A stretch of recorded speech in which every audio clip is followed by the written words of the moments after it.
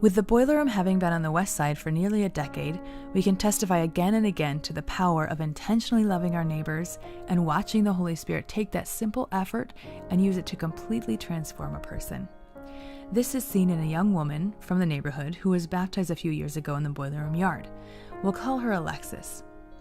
Though Alexis is not around for all the ways we gather and pray and serve the neighborhood, she has developed an evident love for Jesus and an eagerness to share it with others. For years, Alexis has had a neighbor living in the same building who made her feel very uncomfortable and vulnerable. With Alexis being someone who has experienced abuse before, we advised her not to draw too close to this man. But over time, through the short interactions she would have with him, as she came and left the building, she would push through the awkwardness she felt and tell him of her love for Jesus, how amazing he was, and that he should also get close to him. Over time, Alexis began to see small changes in this man.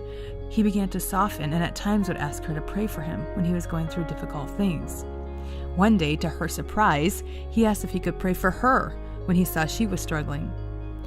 Unbeknownst to her, he had begun attending church with a friend, and soon she discovered that he had been baptized. Even though her efforts to share with him were limited, he saw something in her that he wanted, a relationship with Jesus. She told us of their recent conversation, where he expressed how grateful he was, that she was willing to share Jesus with him and the transformation that it brought in his life. This is the power of the Holy Spirit.